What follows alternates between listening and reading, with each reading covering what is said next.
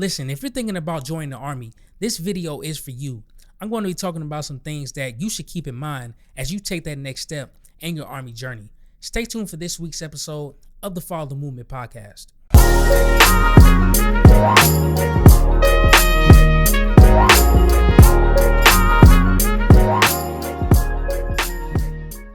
What is going on, everybody? Welcome to this week's episode of the Follow the Movement podcast. This is your host, Selldretti. Before we get into this week's episode, if you enjoy this podcast and you want to continue this journey with me, please hit that subscribe button, leave a comment and a review on my podcast on Apple Podcasts, Spotify, wherever you can find it. I will have it on my website and my social media accounts. Those links can be found in the description of this episode. Without further ado, let's get into it. So for those of you who are about to join the military, I'm sure you've heard a lot from your recruiter, from your family members who probably serve. You know, you have all this knowledge and you have all these things that you're going to take with you as you take onto your Army journey.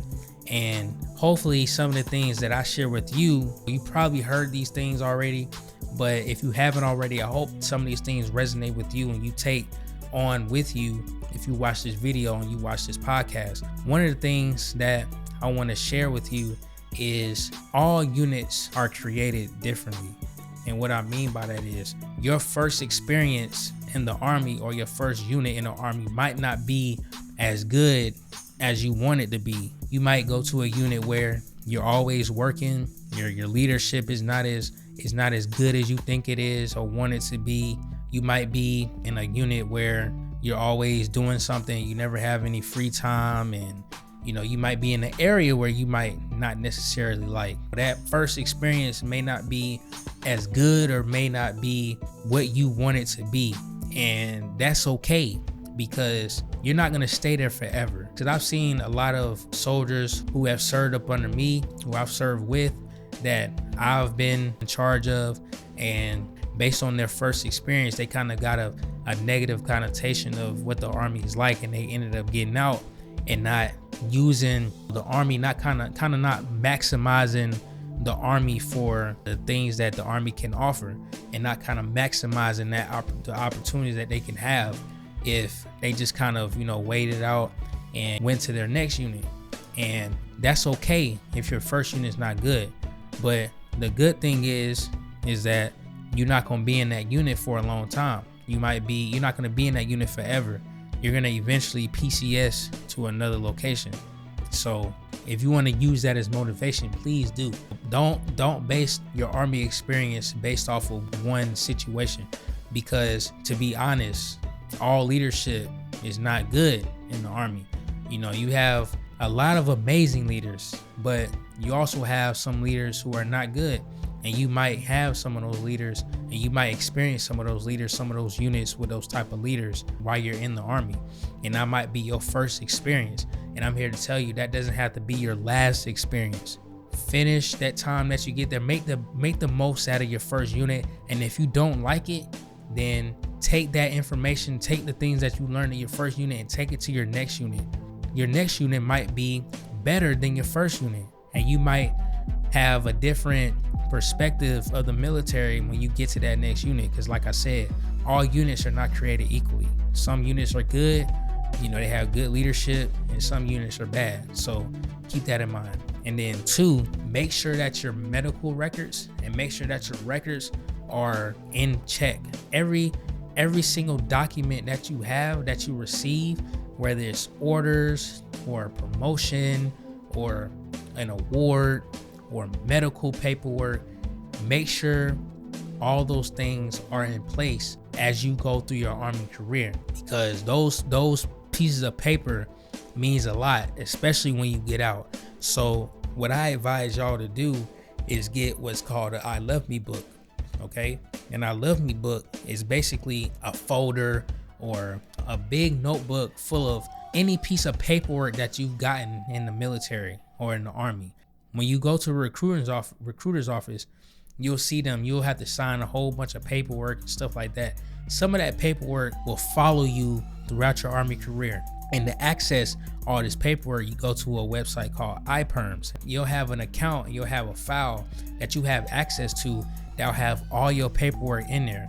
And this is paperwork that Human Resources Command will put all your paperwork into one place, and you have access to this place.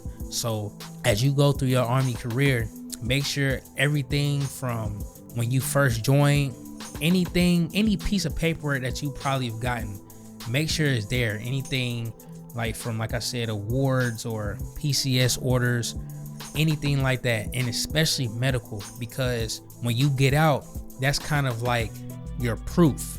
And I'd say make about 5 or 6 copies of each individual form, because a lot of times your paperwork might get lost.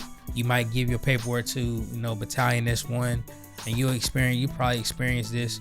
You'll give your paperwork to battalion S1, it'll get lost, or you'll give your paperwork to somebody to get uploaded somewhere and it get lost. Well, you have a hard copy of it. You have proof, because when you get out the military, that's kind of like, I actually did this. This is my proof that I actually did this.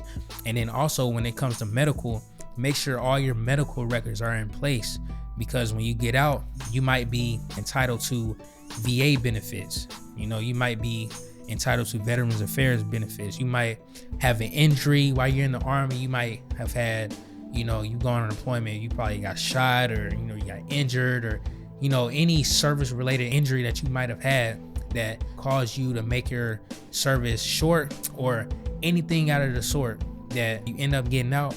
Make sure you have all your medical records in place, because that can be tied towards a percentage that you'll get from VA that you'll get for the rest of your life. I'm not sure how the percentages work, but based on certain injuries, you'll get a certain percentage from VA, and you'll get that compensation for the rest of your life. So make sure your medical records are squared away, and stay up on it as you're in the Army.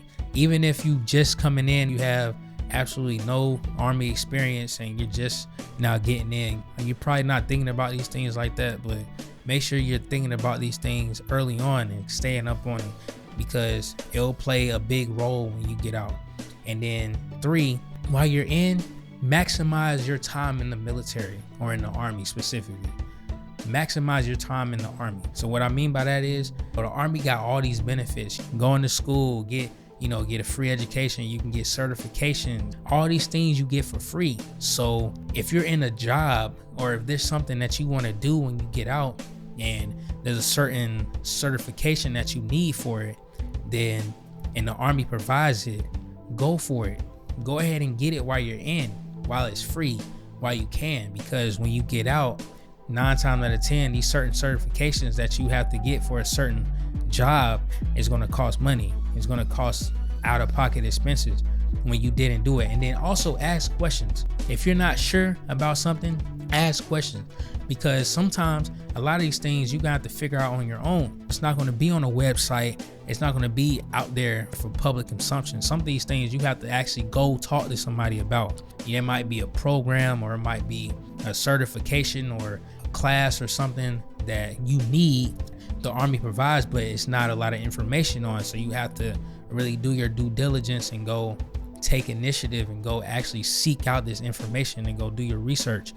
And that can be the difference between you not having to pay out of pocket, and then having, when you decide to get out, having to pay out of pocket for certain certifications for a specific job, because you didn't take the time to go look for this information when it was there. You just didn't take the time, or it's not publicly out there like that. And that's something that happens sometimes. Sometimes you have to go look for this stuff, and it's there. You just have to go look, and you have to ask questions. You have to sometimes get on people's nerves.